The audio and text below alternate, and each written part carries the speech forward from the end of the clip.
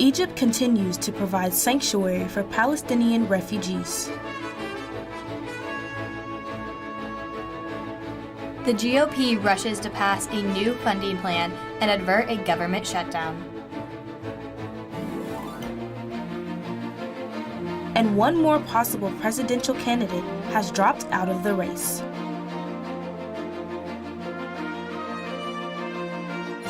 Broadcasting live from the University of North Texas, this is ntTV News at Noon.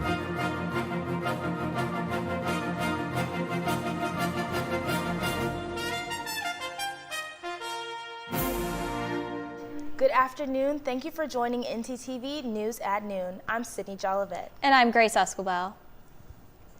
As the war in the Middle East rages on, more foreign nationals have been evacuated through the Rafah crossing and have arrived in Egypt. A journalist working for CNN at Rafah saw a crowd of people from foreign embassies and cars draped in different flags waiting for the Egyptian border to let them in. One border official told CNN on Thursday 312 foreign nationals were evacuated through the Rafah border into Egypt. Then on Friday, 5 injured Palestinian patients were evacuated and arrived in Egypt. 9 more Palestinians arrived from Gaza to Egypt on Sunday. The 4 residents and 5 children were all in need of life-saving treatment. One man hopes to get artificial limbs implanted so he can walk like before. We were transferred here to Egypt to get treated. God willing, hopefully I'll get artificial limbs implanted so I can walk like before. God willing, I will return to Gaza. One has nothing but his country anyway. Whatever God has written for us will happen. I am satisfied with whatever God has in store. Thank God. He and many others hope to return to Gaza. Today, United Nations flags have been lowered to half-mast at headquarters and offices around the world. This is to mourn and honor UN colleagues who have been killed in Gaza in recent weeks. UN stated, quote, civilians and humanitarians are #not a target. Congress has until the end of the week to agree on a spending plan and prevent a government shutdown. House Republicans are working on a 2-part plan, but is still not a long-term solution and faces an uphill battle. CNN's Jen Sullivan breaks down the proposed plan and what it will take to avoid the shutdown. Time is running out for Congress to pass a funding bill and avoid a government shutdown. Nobody wants a government shutdown. Lawmakers have until midnight Friday before many government operations will be forced to halt.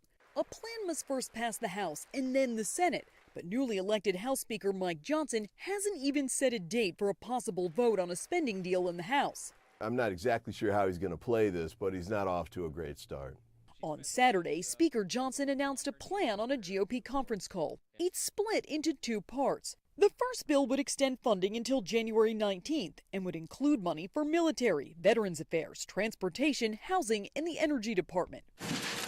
The second part of the bill would extend funding until February 2nd and include money for the rest of the government. But it lacks deep spending cuts many right-wing House members pushed for. We got $1.7 trillion deficit this year, and where, under any circumstances, can they come to bring themselves to have an offset? Neither bill, though, includes additional aid for Israel or Ukraine, something many lawmakers want to see. I want to see that get done as expeditiously as possible. I also support aid to Ukraine.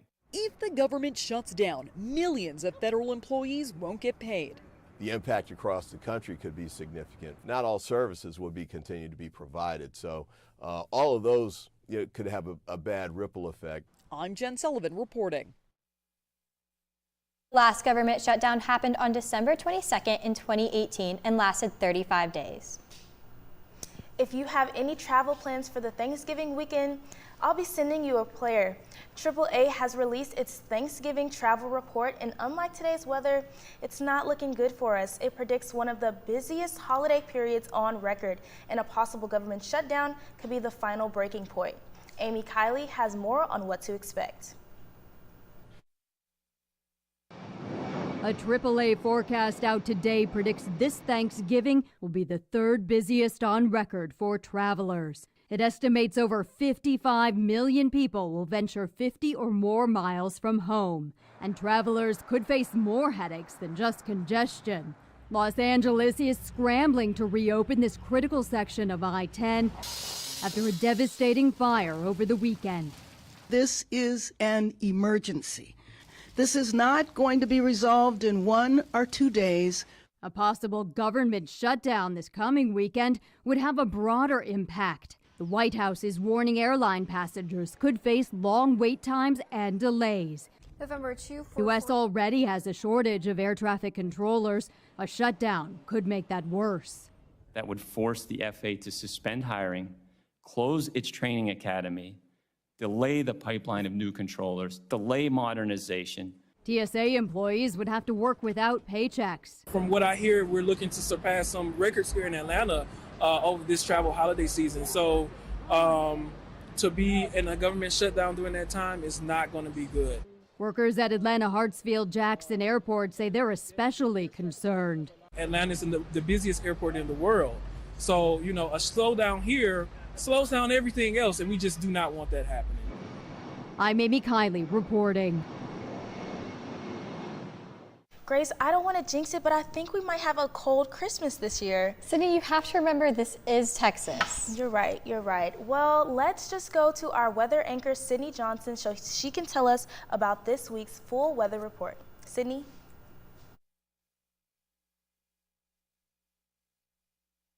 Really quick, I have a look at our current conditions for you guys. There was a pretty thick layer of clouds in the sky this morning, and today is going to be a bit cooler with our current temperature at 58 degrees and pretty light wind speeds of about 2 miles per hour. Later on tonight, it's going to get even cooler than that with our temperature dropping down to 43 degrees. The clouds in the sky are here to stay, and we still have pretty low wind speeds of about 5 miles per hour. Tomorrow, we can expect a high of 69 degrees. The skies will be pretty cloudy still with a little bit of the sun peeking through, and we still have pretty low wind speeds of about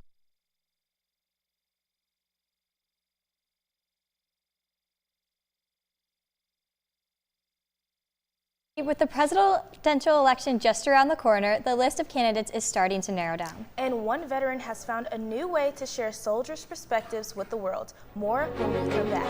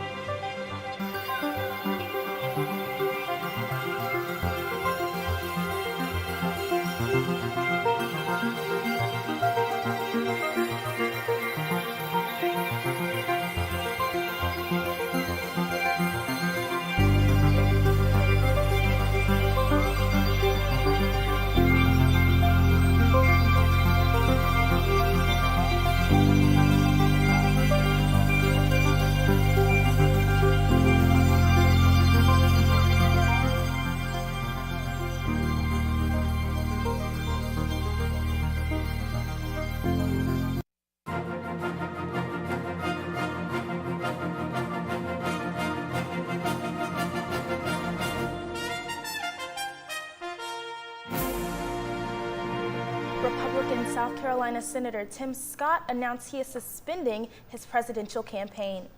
The announcement took many of Scott's aides and donors by surprise. Two people close to the campaign say they were not given any advance notice. Even though it was becoming evident Scott was facing an uphill battle to break through the field of candidates. Scott was one of the 5 GOP hopefuls who took part in last Wednesday's debate in Miami, Florida. A Republican official that supported Scott said he provided an optimistic and hopeful message, but that isn't where the Republicans' base is currently. On Tuesday, Texas voters passed a proposition providing transformational research funding for UNT, Texas State University, and the University of Houston and Texas Tech University. 64% of Texas voters voted in favor of Proposition 5. The 4 universities benefiting serve more than 160,000 students from working class and middle class families and are all Carnegie Tier 1 research institutions. The amendment clears the way for Texas legislator to supply the 4 universities with $4 billion in additional funding for the permanent endowment. The legislator will be able to apply for $100 million per year of interest and investment income from the Economic Stability Fund. In addition, the amendment will allow state legislators to add eligible public universities to the fund if more money is provided. The Texas University Fund is meant to invest in emerging research universities that have stimulated both regional and state economies. Texas voters are also in favor of a second fund, the National Research Support Fund, that will invest money in programs of the University of Texas Arlington, UT Dallas, UT El Paso, and UT San Antonio.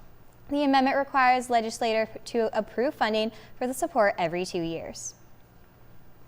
The number of visits to UNT's Denton Food Pantry has more than doubled during the 2022-2023 year compared to the year before, with 127% increase. The food pantry has received 7,000 visits already this semester. The Frisco Landing location has also seen an increase in visitors.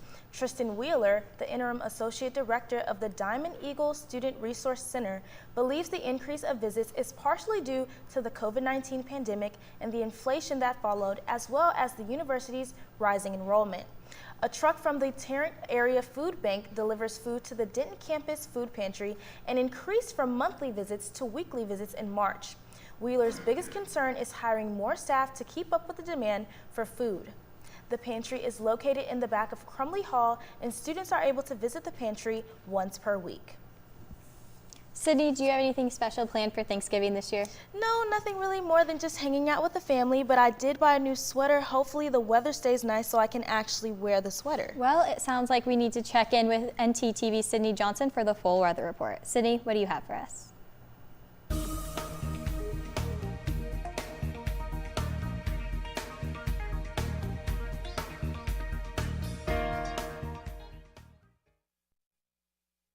Well, guys, Denton is actually erring on the warmer side of our North Texas weather right now at 58 degrees. Most of the areas are stuck between the mid 50s, mid to high 50s, and our coolest temperature on the map at the moment is 54 degrees with here Sherman, Decatur, and McKinney.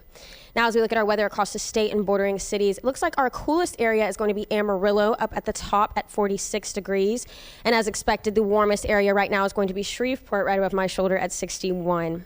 As we look at the weather for the rest of the week, it's going to be pretty gloomy. We can expect to see clouds pretty much every day. The sun is going to fight through those clouds to give us decent weather from tomorrow through Friday and Saturday. And then this weekend, we can expect cooler temperatures and scattered showers. If you have big plans this weekend, expect to be accompanied by rain. That's all I have for our weather today. Thank you. Back to you guys at the desk. Sydney, one soldier from the Iowa National Guard, has been a fan of comic books since he was a little kid. Now he's creating comic books to share the perspective of combat veterans and different experiences soldiers have in the military. CNN's Jody Long has the story. There is something about comic books. I don't think there was a particular book. I think it was just like overall. That has hooked Basi Afia since he was a kid. Yeah, me being a nerd is how it came to be. Now, 26, he's creating his own. Life, I have all these ideas and stuff in my Google Drive, and lockdown happened, and so it gave me a lot of time to be able to organize it. From the characters, he's focused on his individual situation, to the plot, down to the colors. That futuristic neon light. His idea finally on paper after months in the making. A little bit, yeah, just a little bit. I get a little excited. Excitement twofold, sharing his works as a creative and his perspective as a soldier. Basi serves in the Iowa National Guard. In his latest novel, a veteran is the main character. Basi wants veterans to be able to see themselves in his book. It just talks about a lot of veteran issues like veteran homelessness, talks about the different experiences that soldiers have in the military. The storyline centers around veterans' views of their time while serving, something Basi believes can impact their lives after active duty. I think it should be more truthful, more realistic. Not, it's not always positive, it's not always negative. There's a happy space right in the middle, and that's where the truth is at. Basi is partnering with the 1111 Project, an organization working with veterans to help them find resources. The nationwide nonprofit introduced to him by pro race car driver Colin Garrett. The two just happened to meet at a conference earlier this year. Arms! The realities veterans face is something Bossy says all Iowans should care about. This book, a creative way in doing so. Whatever your gifts are, whether you're a professional race car driver, a comic book creator, a soldier, whatever, you can play a part in something that can bring us all together. Coming up, how UNT seniors are preparing for life post-grad. And everyone's favorite family game is getting a dent and twist. The do's and don'ts of the Pole Rec Center. See that man over there? Please do not hog weights. Instead, do this.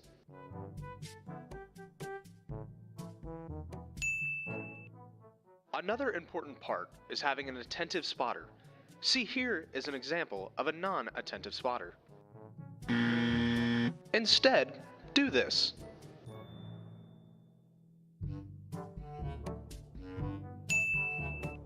Now we head to the track, which should be pretty easy, just it's important to pay attention to the way the track goes. Remember to wipe down the equipment after you're done using it. The towels are provided by the gym, so it's pretty easy to wipe down the equipment when you are done. Thank you for using the Pole Recreation Center. Good evening, my name is Amanda Hasbell and I'm joining you here today in the Union Parking Garage. Today we're going to be going over how to drive safely in the parking garage. Let's go see. Oh my god, this girl just got hit by a car. Let's go see what happened. Ma'am, are you okay? Are you okay? Did you see that lady hit me with a car? Yeah, we did. I got it all on video. Oh my god. Let's go over here and talk about how we can prevent that. Yeah, not the hospital. Well, right now we're going to ask you a couple questions on how we can drive safely in the parking lot. What are ways that we can be aware of our surroundings? Oh, we can look both ways. Jenna, also, how about putting the distractions away? Yes, just like our phones, turning our music down, and also not focusing on our passengers. Where can you get information on how to get a parking pass? Transportation.unt.edu. If you park in a garage, make sure you pay on the app or look for further instructions on how you should pay. And remember, no pass, no park. Let's all try to keep our mean green community safe. Remember, we're all in this together. Drive safe.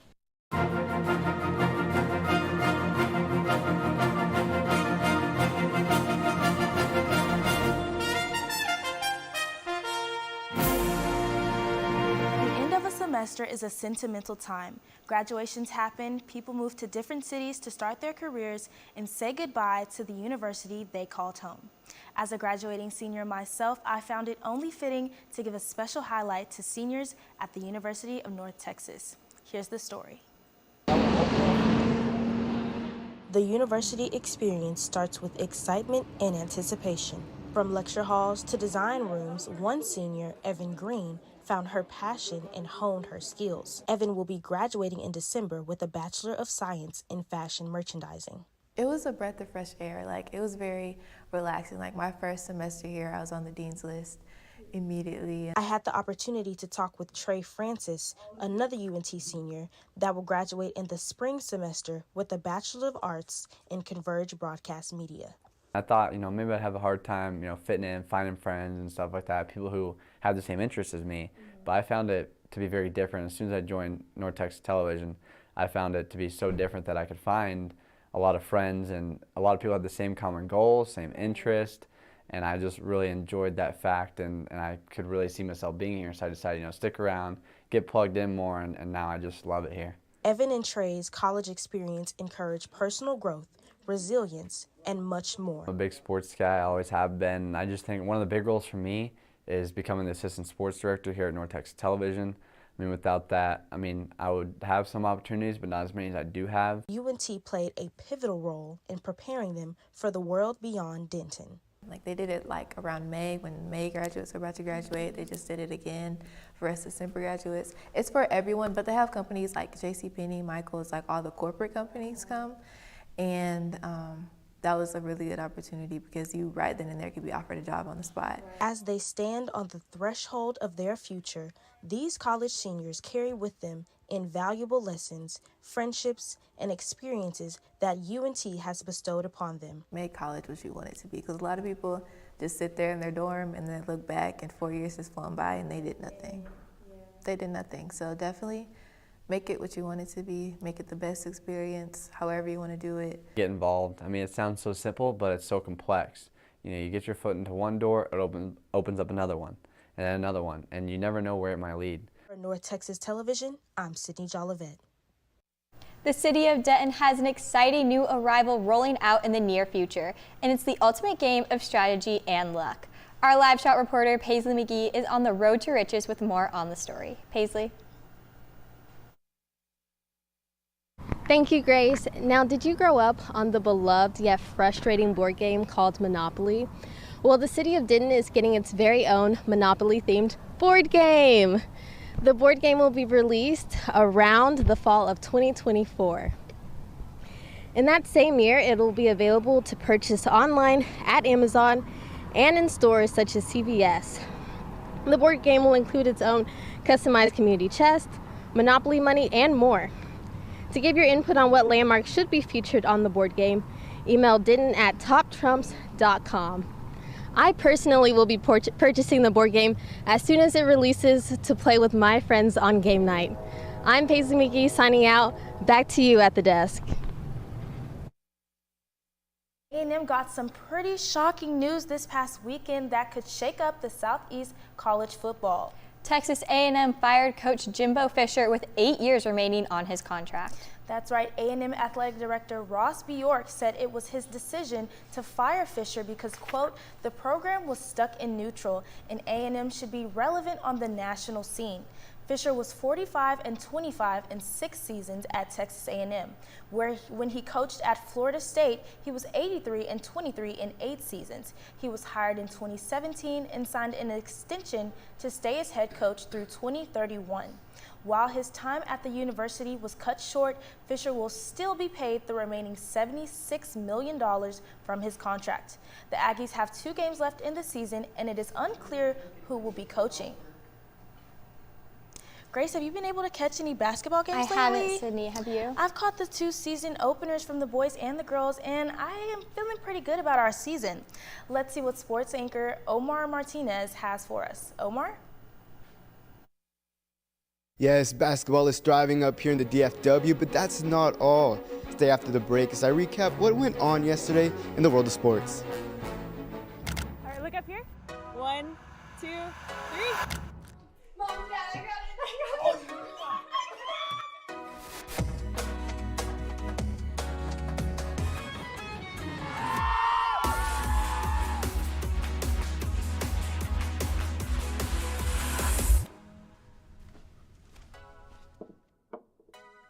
You're right, Mom.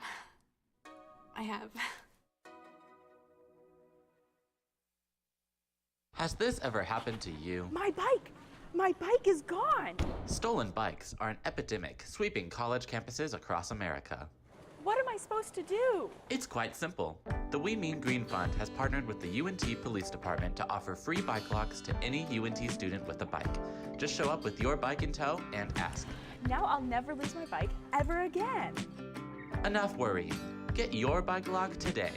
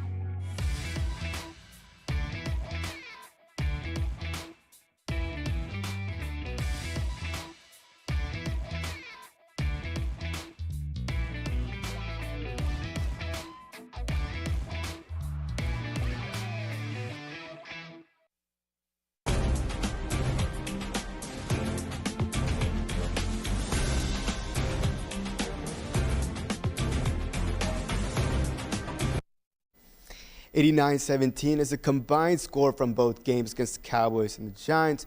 Cowboys, of course, with those 89 points, 49 of which came with the victory against the Giants yesterday.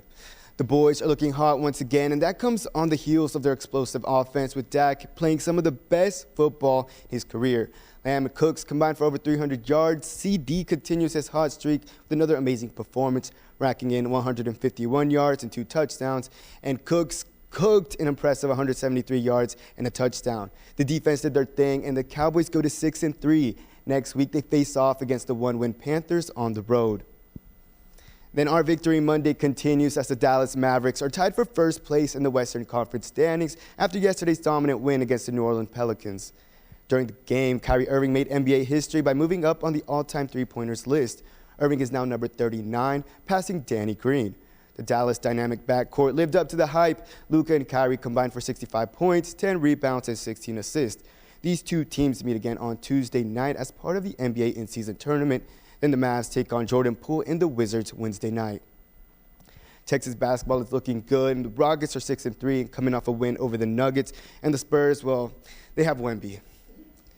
And then in honor of Veterans Day this past Saturday, the Fox NFL Sunday broadcast went live from the Air Force Academy in Colorado Springs. With over 1,000 cadets, a special guest appearance from former Air Force basketball guard Greg Popovich and former tight end Rob Gronkowski skydiving 11,000 feet. The show was a huge success. One of the main highlights was the focus on the story of Hunter Brown, an Air Force football player who tragically passed away earlier this year. This tradition of broadcasting from a military installation for Veterans Day has been a network tradition since 2000. In previous years, the network has broadcasted shows from locations such as Afghanistan, Qatar, and Pearl Harbor, as well as other prestigious military academies. That's all I have for today. Let's take it back to the desk. If your favorite holiday tradition is grabbing a blanket, a hot drink, and the television remote, then we might have the perfect job for you and me.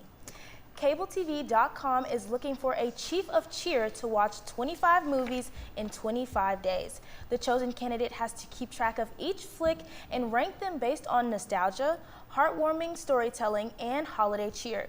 For their work, the chief of cheer will get $2,500 plus a year subscription to 7 streaming services. And the best part, there's not a list to stick to. The winner gets to pick their favorite holiday movie, whether that's a Hallmark rom-com, an animated classic, or an action thriller like Die Hard. CableTV.com is accepting applications on their website. Well, I'm definitely gonna put my money in the hat for that $2,500. I think I'm gonna start with This Christmas. What's your favorite holiday movie? I haven't seen This Christmas, but I love Home Alone. Okay. What about you, Omar? Mine is the Grinch, not the animated one. That one's boring. I like the live action one. Okay, Sydney? I just have too many holiday movies to choose from. I would watch them all for free. In one day, for free. Thanks for watching ntTV News at Noon. Join us again tonight at 6 and tomorrow at noon here on North Texas Television.